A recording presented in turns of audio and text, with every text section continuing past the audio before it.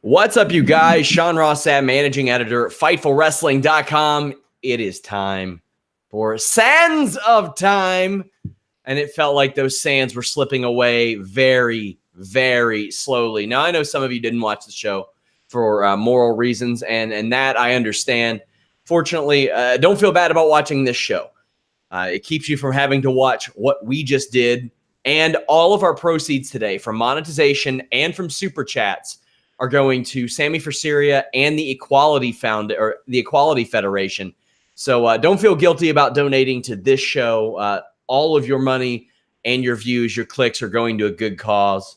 I am joined today by a guy that you all probably saw on our AEW Double or Nothing post show live from Las Vegas, Andrew Thompson. Andrew, how you doing? Doing good, man. How's everybody doing today? Well, I'm doing a hell of a lot better than The Undertaker and Bill Goldberg are. You were laughing your ass off about this match. It was terrible, man. That was awful. It was just miserable. I even had one wrestler just say, "Why did Bill just hit Undertaker with the whack hammer?"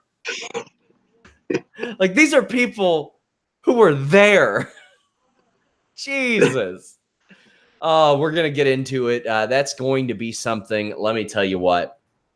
The only plug you all will have on this show, check out Fightful Select. It's the most direct way to support us. And, of course, check out Fightful.com. It's not just me bringing you all exclusive stuff. Andrew is, Jeremy is, Joe Holbert does a lot of great coverage over there as well. Well, let's jump into this. It wasn't that bad to start off with. The pre-show sucked. The pre-show was miserable. David Otunga ain't going to be good. Brock Lesnar's explanation of why he didn't cash in on Seth Rollins last week because he wanted to make him pay twice, that didn't make any damn sense.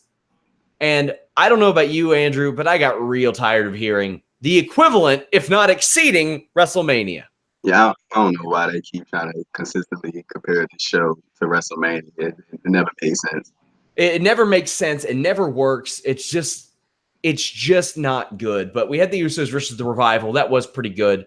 This match probably should have been Money in the Bank. The Revival probably should have been built a little bit better. I noticed the broadcast was a little bit darker, maybe because of where they were or whatever. But this is good pace, fundamental work in the right spots without slowing to a crawl. The Usos have Dash pinned, but Dawson distracts the ref, and there's a spine buster. Then the Usos win with a bunch of super kicks. The Revival won a few weeks ago. Usos won tonight. Later on in the night, you would see the Revival eliminate the Usos. Mm-hmm. So this is like some sort of next level 50-50 booking in which I have never experienced before. But what did you think of the match and the direction that they went with this? I think it was a good match to open the show. It wasn't too long. It wasn't too short. I'm still trying to figure out what WWE is doing with the Revival. Like, are they punishing them or, Raw, they pairing them with Shane McMahon? I don't know what they're doing with Dash and Dawson. They got high marks for what they did last week, and it's understandable. They did some really, really outstanding heel work. And I thought that Monday was what we would call good shit, pal. It was good shit. By the way, Ace Nation Podcast, thank you for the super chat. He says, check out Andrew Full-Time Thompson on the Ace Podcast Nation on Monday. He is a friend of the show. Make sure you guys check that out. Demon Diva, who taps out all the time, sends a couple super chats. And then Justin Lopez, thank you, says, I knew Goldberg and Taker would be ugly, but goddamn, didn't help that he might have concussed himself. I'm trying to find out, guys. I do have people there. Man, that was something. I will have a rant on that. Match that I really enjoyed, though, Seth Rollins defeating Baron Corbin. Something has clicked in my mind with Baron Corbin in the ring lately. And it might be that all of his matches don't slow to a crawl with a cross-faced chicken wing half Nelson. Because it was like that for 5 or 6 straight months. He would just slap that on and nobody had learned how to get out of it. And I'm like, this match surprised me a little bit. It was way better than what I expected it was. Yeah, and Corbin has about 3 moves that I consider as good as almost anything on the roster. That ripcord slam is great, that deep 6 is great, and the end of days is great. And he has ways that he can reverse, or people can reverse those, and that's pretty good.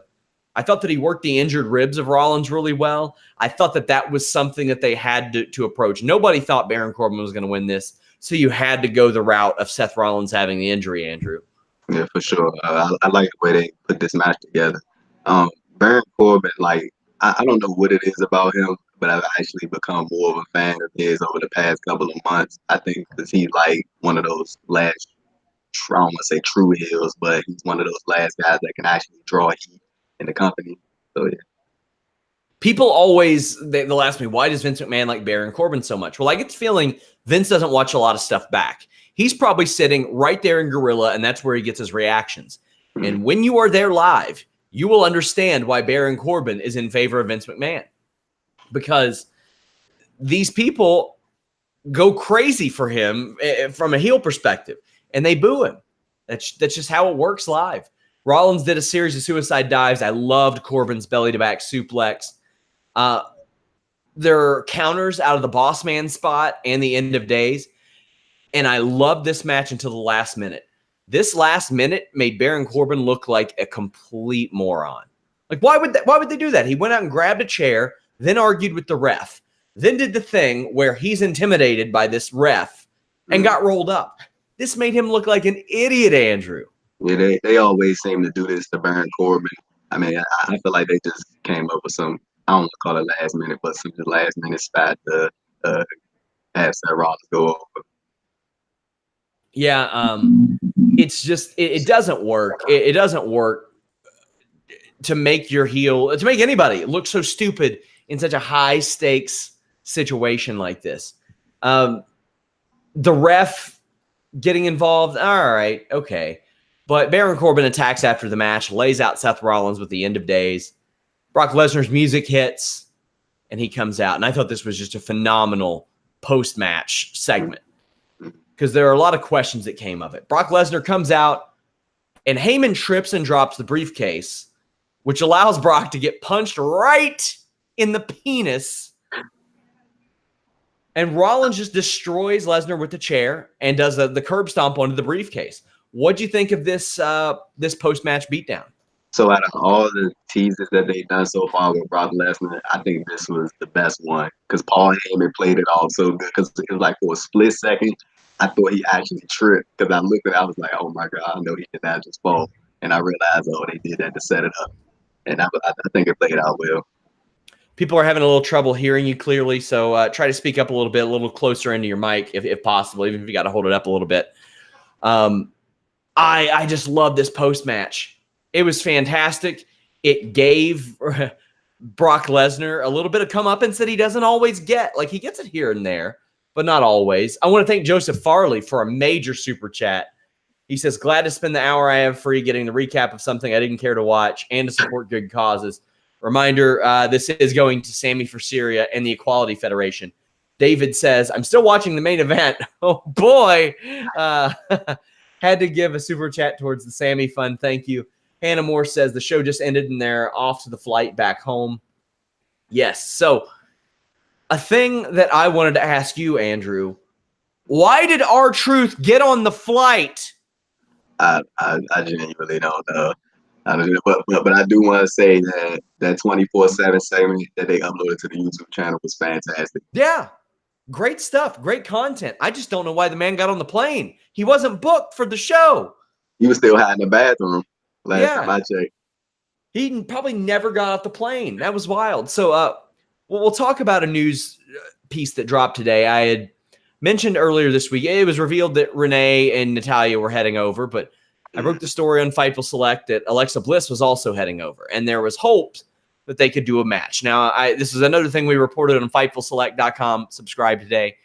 I think in March or February was that WWE had pushed for this, and it's obvious why they did it. They wanted to spin the public relations aspect of this in order to make it more positive.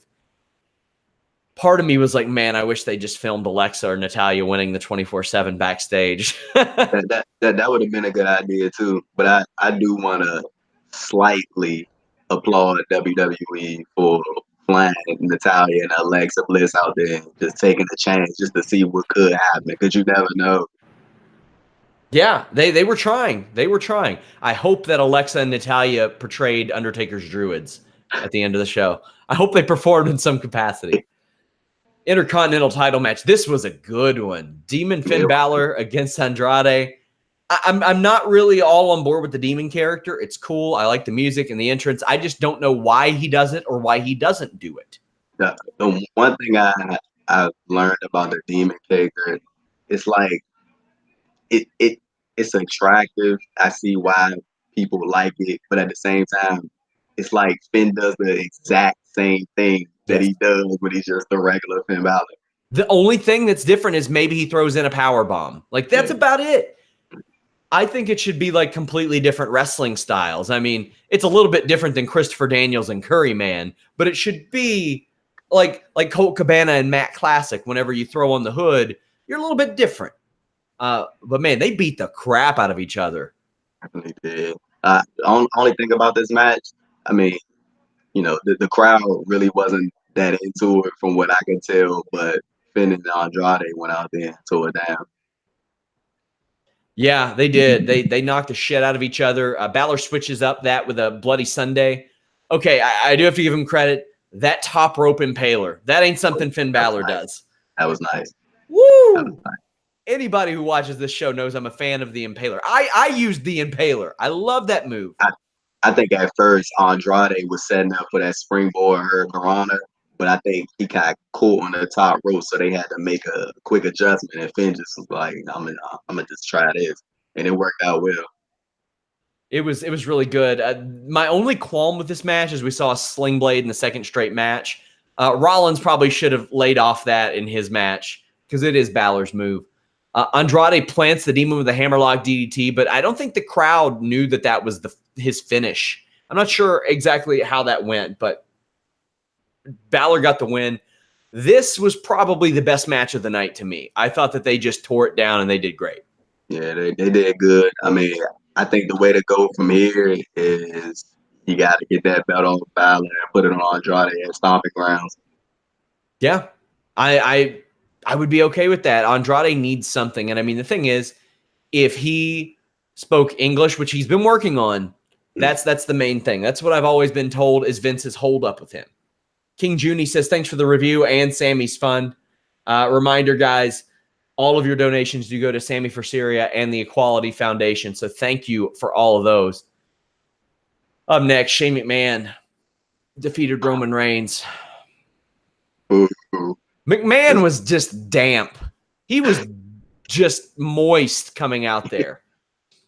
Now, here's the problem that I have. Like, people, like, I'll throw out the idea of Kofi Kingston beating Brock Lesnar, and people will tell me, that's not believable. And I'm thinking, we just watched Roman Reigns, a multiple-time WrestleMania main eventer, and a former WWE champion, struggle to get out of a chin lock from Shane McMahon. Now, for those of you who aren't inclined and haven't trained to wrestle, here's how you get out of a chin lock. You turn right into it and you take somebody's back.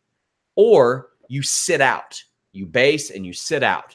Especially if the person with the headlock does not have their leg around with their hooks in. Especially if they don't have a body triangle on or anything like that. It is very easy to get out of a chin lock. But Roman Reigns, WrestleMania main eventer, couldn't figure out how to get out of a chin lock from 50-year-old Shane McMahon.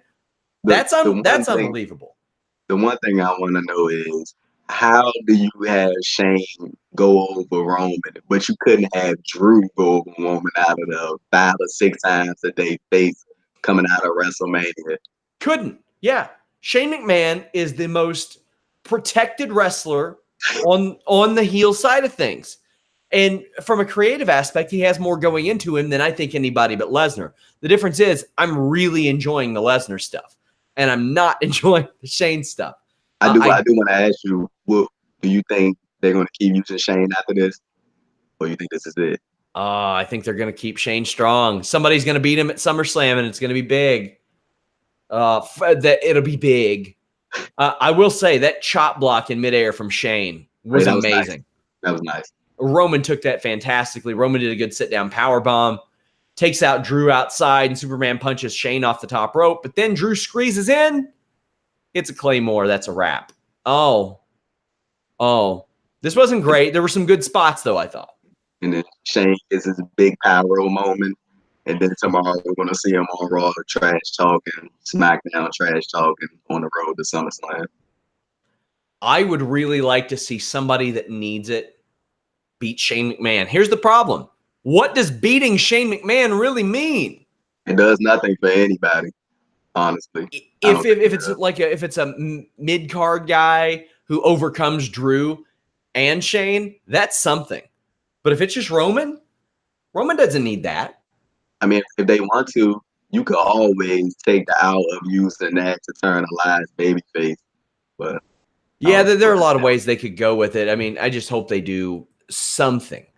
Thank you to the Dick Breath Express, who sent a super chat. He said, I have nothing important to say, just donating to Sammy. Thank you. Peen Man says, Goldberg's new finish is a brain buster. I'm going in on that match later. Lars Sullivan defeated Lucha House Party via DQ. This is for the WWE Unified Nightingale Championship. Lucha House Party has been stiffing Lars Sullivan with regularity. They bust him open all the time. You love to see it. Come on. Good job, fellas. Good job. Come on. I thought he did as good as he could with that terrible material last week. And, man, I loved Lars knocking the entire team off the apron. That was a good spot. I'm confused. I'm confused about this finish. Lars mowed some of the guys down, and then the Lucha House Party knock him off the top rope and get DQ'd. But then he beats them all up and looks impressive doing so. So why don't they just have him win? Okay, so all joking aside right now, just from a storyline perspective, it makes no sense for the DQ finish. Like, they should have just had Lars Sullivan go over. But, you know my reasoning. Good job. Come on. Yeah. Rob Wilkins, thank you for the super chat. He says, Sean, will you slam your head into the door prior to your match with Melissa in August? Sup, Andrew? I got to see Rusev before the NBA draft. The Knicks will draft Rusev in the second round. That's just what they do. I've already slammed my head into a door every time I have to work with Melissa. So, yeah, I probably will. Randy Orton versus Triple H. Now, in my match ratings, this got like a point higher because the crowd was all about this, Andrew. They loved it, and it made this match way better.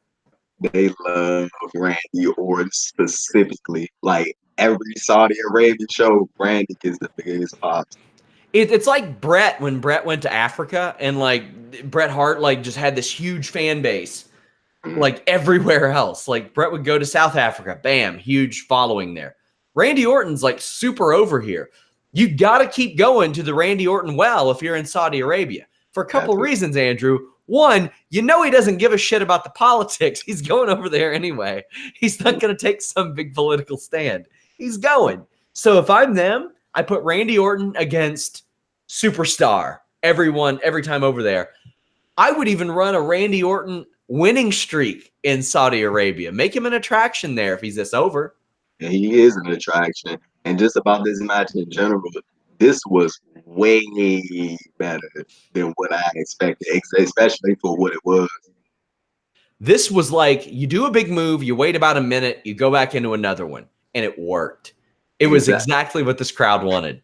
Man, this crowd, Triple H is over there, has Randy Orton in an arm bar. The crowd is, this is awesome. Yeah. 2 minutes into the match. It was amazing. Orton's hand and arm gets attacked on the stairs, and he does a sing bomb to Triple H. I was worried for Triple H there. I had flashbacks of the torn pec. I was like, oh no, is this going to be bad? What's going on? This match is very slow. It's mixed with big clotheslines and drop kicks. Triple H does the suck it and then walks into a power slam. But then a Triple H spinebuster connects, and the crowd just loves this. Not quite my speed, but then a big RKO lands out of a pedigree counter. Worked great. And then Orton avoids the pin after a pedigree himself. There was a really good tease of the punt as well, which we know they're not going to do. But why not tease it? And then Triple H does a series of sing bombs himself.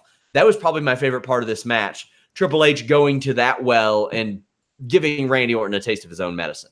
Yeah, taking it right out of Randy Orton's playbook. One thing that I really enjoyed about this match was the littlest moves, the smallest moves got the biggest pop from the crowd. That just shows you, go back to your point, how much they love Randy Orton. The match ends when Triple H runs smack dab into an RKO, and a damn good one, too. So what do you think of Orton going over here? Because I think it's the right move considering the crowd and considering the age discrepancy as well. Yeah, what I thought Triple H was going to keep himself strong. He was going to win. But in the grand scheme of things, Randy Orton is still around on a full-time basis. And Triple H, he's doing a million other things. So this only benefits Randy Orton. This was good stuff. I really liked it. I liked it a lot more than Braun Strowman versus Bobby Lashley. Oh, boy. If the Hosses in the 80s weren't so juiced up on steroids that they could move, this is the match they would have. Only there wasn't one of them that could move like Bobby Lashley. Bobby Lashley did some impressive stuff. Out of everybody, Braun Strowman and Bobby Lashley were affected by that real, what would they say, real life? The real feel. Real feel. It's like when you watch baseball and they've got like the pitch FX. Like that's got to be like WWE's deal there. Like they got to trademark that. James Stevenson says, can't wait to hear this review, man. Glad this is for a good cause. Thank you for the super chat. Reminder, guys, all the super chat and the monetization goes to Sammy for Syria and the Equality Federation. So don't feel guilty donating today. This is just not a good match. They take turns mowing each other down. Lashley suplexed Braun on the steel. That was cool. Him leapfrogging was cool. But then Strowman power slams Lashley twice for the win, and that's it, man. I mean, I just feel like they don't have any chemistry together. The arm wrestling match is better than this. Yeah. And was more over than that. Exactly. The crowd liked it more. Up next, WWE Championship match. So I'm confused in storyline why Ziggler got a title match. Like, did Kofi request it? Did he want it? Ziggler hasn't won a singles match in 6 months and hasn't been on the show at all. And he's getting a rematch. Yeah. So, and he's getting a rematch after losing. Crowd was dead for this. This was not as good as I expected it, which is a shame because Kofi has delivered in and out of the ring. But I want to know what you think. We saw a big DDT. I got sold a ticket on the SOS. I thought that was going to finish it. The trust fall was insane. Didn't look like Ziggler was ready for that at all. Trouble in Paradise hits for a win, but it was after Xavier had kicked Ziggler in the head. Well, why did that happened? Because Ziggler attacked Xavier outside the ring. Afterwards, Ziggler's mad. He's upset. He didn't want. He thought that Kofi always did things the right way, but he didn't. This did not live up to my expectations. Maybe it's because of the real feel. Maybe it's because of that. But I think just generally in this match, it was just something to just progress the storyline. Nothing serious. Just get it to the next pay-per-view. They did the exact same thing with AJ and Shinsuke last year just to keep it going. Nothing big. And then Dolph's getting a rematch at Stomping Grounds. And we'll see what happens. And Brock didn't cash in. Brock didn't cash in. That's a big thing because, I mean, we even predicted it on the post-SmackDown show, and it seemed like the way to go. But Brock got busted up real bad by those chair shots. Yeah, Seth later, man, and called him a big, ugly son of a gun. So yeah. His elbow was black and blue, and he was selling his ass off on his way out. Like, it was real vicious. So I don't know if that had anything to do with it. I'm still working to find this stuff out. And everybody's headed back to the plane now. They're getting the hell out of there. So it might be a while. When Michael Cole, it was doing Kofi's promo with Byron Saxton. And you could hear Michael Cole audibly in the background. He said, "So are we not doing?" And then it cut out. And I was like, "So, was that supposed to be a signal to the Lesnar cash in and it got canceled?" Yeah, we will find out. We will find out if that was supposed to happen. There are lots of reasons why that could or couldn't have happened. I wish this battle royal wouldn't have happened. Everybody asking me all week, how's this going to happen, Sean? Is it going to be a Royal Rumble? Hell if I know. Oh, no, it wasn't, Andrew. I feel like it would have been more entertaining if they'd had the interest like they did last time. Like you had people just flowing out instead of shoving people in the ring. So you just unceremoniously have Nakamura back on TV. Authors of Pain return. The Sings are in the match. Sin Cara is back. First time since August. Thank you. Thank you, K-Dell, for the super chat. The entire ring jokes about Titus sliding. I'm like, all right, we got to retire that now. Yeah, it's not funny no more. It's not funny. Yeah, it's like, well, once you drag it too much, it's not funny. Somebody said, did anybody confirm exactly 50? I'm going to try to go back and find out, but man, that's a mess. Now, here's the thing. I admire WWE a little bit for just completely bullshitting Saudi Arabia with some of this stuff. They're like, oh, the greatest Royal Rumble. Oh, this is the biggest Battle Royal. Oh, my gosh, it's the World Cup. This stuff is as big as WrestleMania. And they fall for it every time. Yeah. Well, apparently not too many people in Saudi Arabia fell for it because that place was empty. But yeah, 50 people in the ring at once. Yeah, I know. I'm surprised we didn't see the big lawn chairs on the outside with the people just having random conversations as the match goes on. Oh, man. Elias sings about Jeddah. He gets attacked by The Miz. This is a mess. EC3, the first person out. Especially that stuff that Moxley said about Ambrose. I mean, Moxley said about EC3 on that Jericho podcast. Yeah, it doesn't age well for WWE. AOP eliminated Tucker, but they're both eliminated by the Viking Raiders. Titus hit under the ring and fires up. We saw a twist of fate that eliminated somebody. This is the point where I was like, why the hell was R-Truth even here if he's not in this match? But then we got to. What I thought was that somebody was going to try to pin R-Truth in the middle of the ring while the Battle Royal was going on. Yeah. There was a body scissors by Ricochet that eliminated Jinder. Rowan threw out Xavier, and Otis barely caught him. The Usos then eliminate Rowan. Now, this is interesting because the Usos have been like getting beaten by Rowan and Daniel Bryan all the time, except for on the kickoff show. So they eliminate him. Then the Revival, who just lost to the Usos, eliminate them. They revenge themselves. So this is like 33-33-33 booking. Whatever. Sin Cara got a little bit of shine in his first matchup, but there's no heat until the end of this. Miz and Rude went back and forth. Ali and Ricochet eliminate Joe, but it all builds up. Really, the only thing that matters is it gets down to Elias and Mansoor. Mansoor, who is from Saudi Arabia, eliminates Elias, and the crowd goes friggin' nuts, Andrew. I don't even think the crowd knew Mansoor was in there until that final 6 stretch. I didn't. When they could finally see people in the ring, they were like, oh, there's our guy. And they started going crazy for him. Yeah, it's just, oh my gosh. It was, okay, so there are a lot of issues regarding Mansoor in general. Like, he's a well-known online troll. He's got a pretty checkered past in that regard. We'll save that for another show, but I do think it was funny. He got "You Deserve It" chance for all the hard work he's put in since roughly 2015. He's working hard on those for-the-loop house shows in NXT, man. They love him.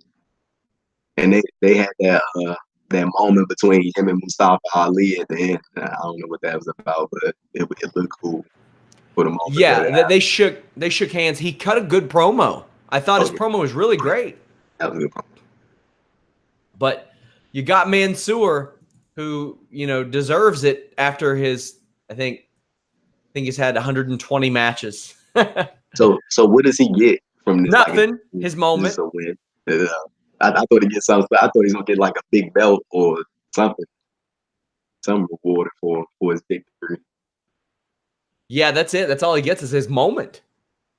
It's just. It is. And this was about making Saudi Arabia happy, and they did because the crowd went crazy. It was a great moment for the live event crowd. Yeah, you know what they got to do? They got to do What? Mansoor versus Randy Orton in Saudi Arabia. Oh boy. No. They got to do it. Mansoor versus Randy. Yep. Who's gonna be the baby face? Oh, Mansoor, without a doubt. They love Randy too. They do.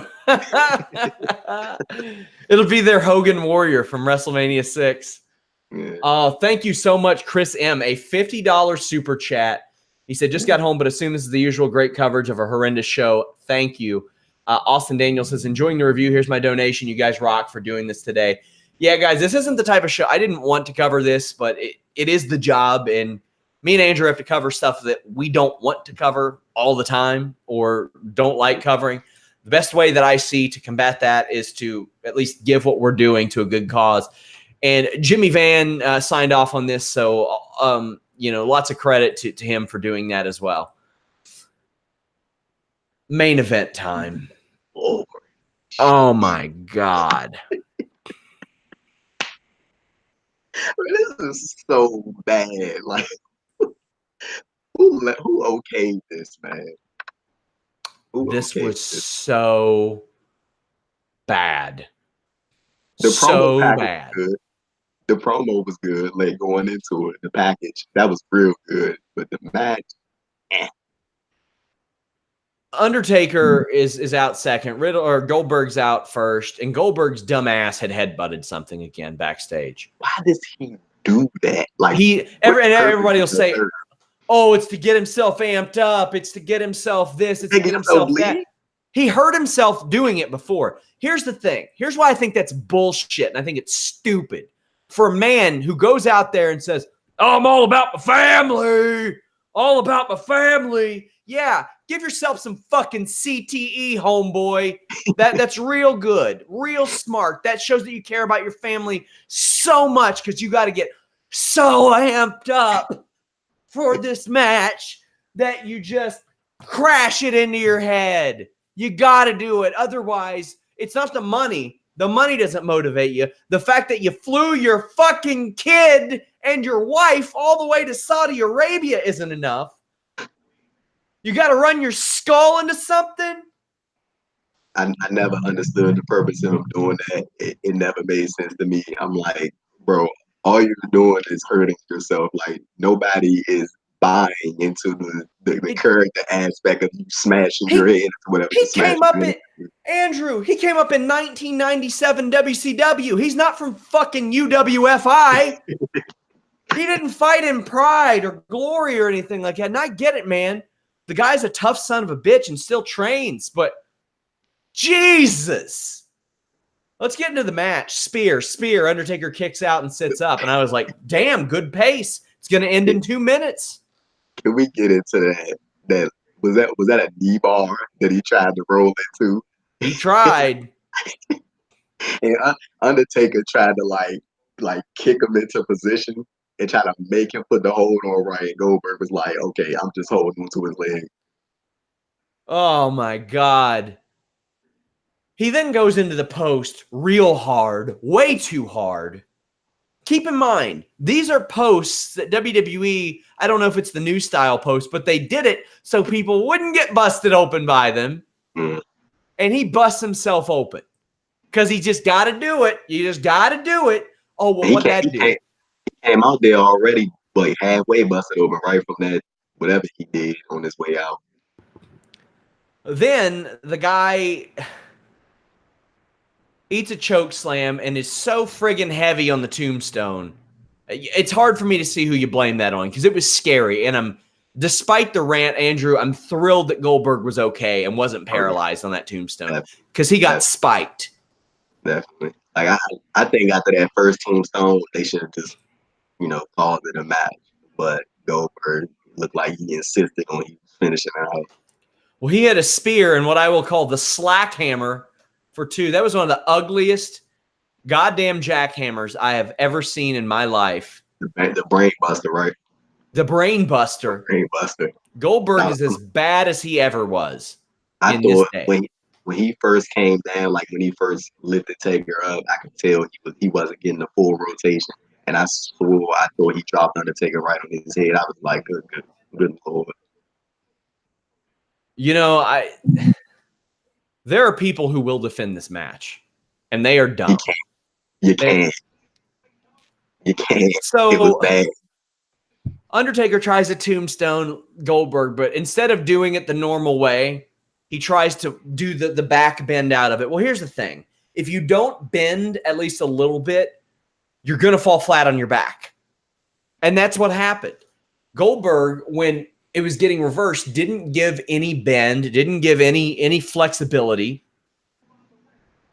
And they both fell flat on their asses. Undertaker choke slammed him for the win. What the hell was this, Andrew? The funniest thing about the botches in this match, you had to go back and watch Undertaker's reactions. He looked like, bro, somebody please end this. Like, get me out. Like, the way he looked after every, like, messed up move, he looked like he was pissed off, especially at the end. I mean, this is one you can't put it on the Undertaker. He went out there with a guy who ran his fucking head into a piece of steel, presumably. Not an official report. And then, again, I'm assuming that Goldberg just went into that post way too hard of his own stubborn bullheadedness. And Undertaker looked rightfully disgusted by this. Now, the Undertaker's a guy who hasn't had good matches in quite some time, Andrew. But, my God, this was just so terrible. This was a horrible way to end the show. And I don't think anybody will on social media that I follow enjoyed this match. Everybody just wanted it to end. So now we're looking at the Goldberg match, garbage. The DX match, garbage. The Triple H match was not good. The Rusev match was not good. Undertaker versus Cena was a squash. At WrestleMania against Roman Reigns, that was passable at best. Yeah. At best.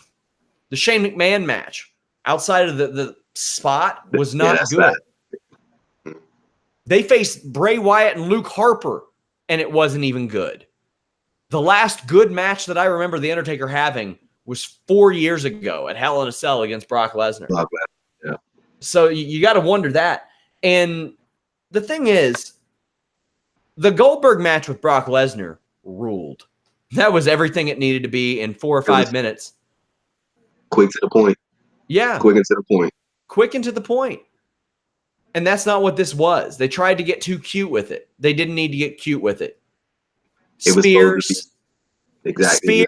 Spear, kick out, choke slam, tombstone, kick out. You reverse a tombstone into a spear, jackhammer, kick out. You go right back into the finish. There you go. Just keep doing the high spots. Like you said, they kept trying to get too cute to it. Goldberg must have thought he was in the MMA octagon, and then he tried to do a knee bar, and that was disgusting. It was lame. It was lame. I'm glad this day is over. We've still got UFC 238. It's coming up this weekend. It's a hell of a show too, guys. I mean, top to bottom, just a really good show. Dominion's happening. You going to be up for that one?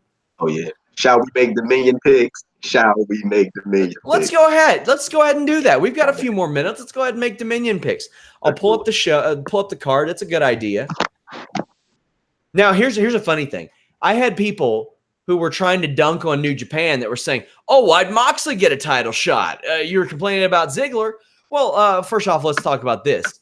Jon Moxley, hottest thing in wrestling right now, 1. 2, he wrestled 6 weeks ago. 3, it's for a 4th-tier title on a 4th-tier show, and Juice Robinson had challenged anyone and everyone. So there were reasons for him having that title shot. He's facing Shota Umino. Do you think that Moxley emerges victorious here? It'd be hard to imagine him losing.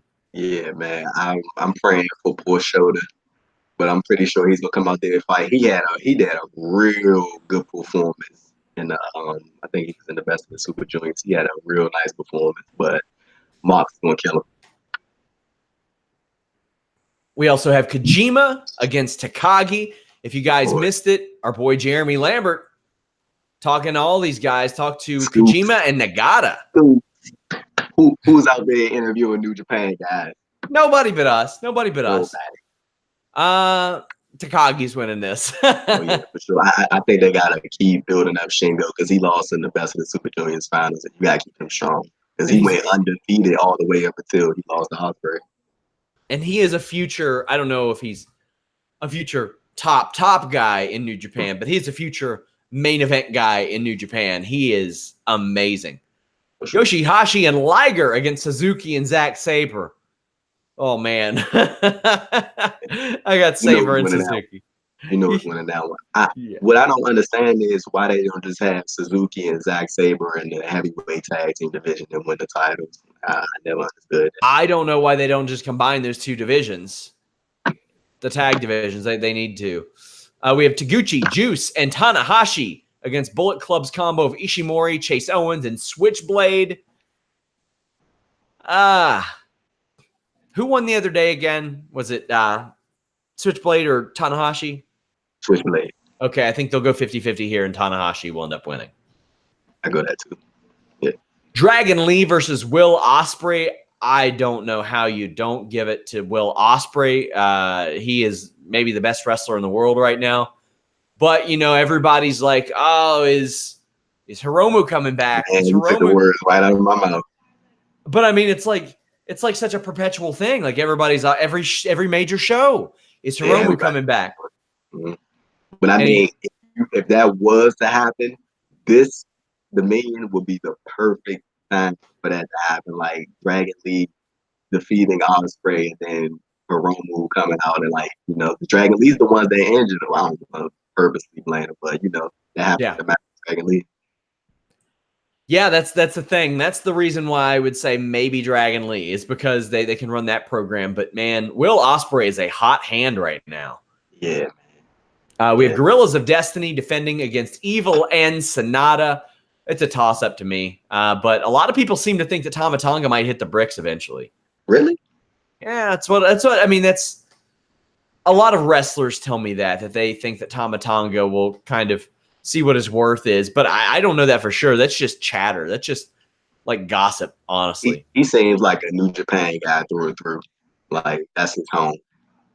But, I mean, they need to stop running this match at every big show. It's always DOD versus Evil and Sonata. Yeah, I agree.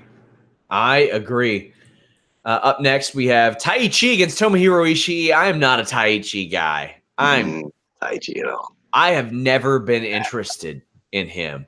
I don't get it. And the thing is, I'm not a big Ishii guy either. I don't necessarily like his work, but I hope he wins because I like him. I'm at least willing to watch his matches. Taichi, he rarely has matches that I'm like, oh, okay. And so often if I'm against the clock, I'll ask you or Jeremy or Joe, hey, what do I need to see on this show? Right. And there ain't been one goddamn time you all have said a Taichi match. Because Taichi, he's like a real gimmicky guy. Like, that's all his matches are.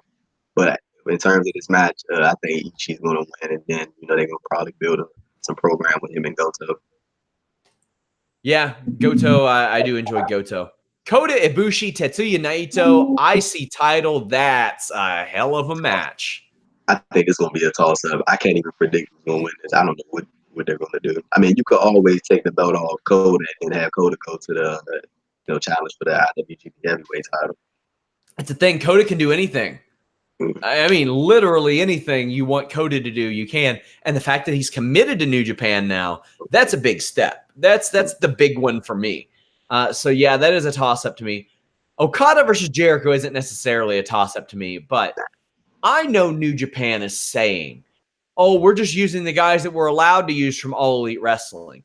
This is such a far cry from a couple months ago when they weren't using anybody, Andrew. Like, they're using guys that are signed to AEW. And if you're New Japan, why wouldn't you? Yeah, I mean, it's a good thing. What I was thinking was that, of course, Okada beat Jericho, but maybe we see Kenny Omega pop up and then Omega challenges Okada later on down the line. I mean, you never know. I can see that happen. Omega gets that one big match in Japan again. My God, that's going to be a hell of a show. I look forward to not being up for that one live after UFC. That will be a show that I ask Andrew and Jeremy about, and I say, hey, what do I need to watch? And then I'll likely do like some sort of select review about that. But we're going to, our schedule is about to get blown to hell anyway. When AEW goes on TV, I don't even know what our schedule is going to be. Oh boy. I'm hoping it's Raw. I wouldn't mind AEW going ahead. I mean, they really wouldn't be going head to head with NXT. Yeah. I think everybody more so watches NXT on the network later after it airs. Yeah. But I wouldn't mind Raw, AEW, SmackDown. And yeah. The way that I expect it to be Monday Raw, Wednesday AEW, Friday SmackDown. That'll be interesting because UFC runs every Saturday. Every Saturday. Guys, make sure you guys tune in this weekend. I think Harry Kettle's joining me for the UFC post show. That's over on the MMA channel. If you all don't subscribe to our MMA channel, head over there and do that. It would help us a great deal. But I want to thank all of you who donated super chats. This was easily our most donated show, and it was a show that a lot of people didn't want to tune into and watch for obvious reasons. Your donations will go to a phenomenal cause. Thank you so much. Andrew, how'd you feel in your first live post show? This was good, and I'm glad we got to just bury Goldberg versus the Undertaker. Yes. Look for Andrew on more shows. I believe Jeremy's going to be on a couple of shows coming up soon. If it's a little rough, you all have trouble hearing them at first, it's okay. We're going to get them equipment and get that squared away. You all are going to be seeing and hearing a lot more of Jeremy and Andrew. Less Alex, who is right now at picnic in the sand with his daughter and wife. So he got to miss this show. We'll get his thoughts on that next week because I'm sure he'll at least check out highlights. But Matt Riddle already deleted the tweet, but he posted a tweet where he laughed at Goldberg and called him trash. Was he wrong? He wasn't wrong. He wasn't wrong. You think somebody told him to take that down? Oh, for sure. For sure somebody told him to take it down. Courtney Summers says, thanks for doing this, Sean. No, thank you all for being here. Guys, leave a thumbs up. Andrew, tell the people where they can follow you on social media before we head out. You can follow me at Thompson __ on Twitter. The double underscore. The double underscore. The double underscores. Guys, the brain buster. You all can find me at Sean Ross Sapp. We are out.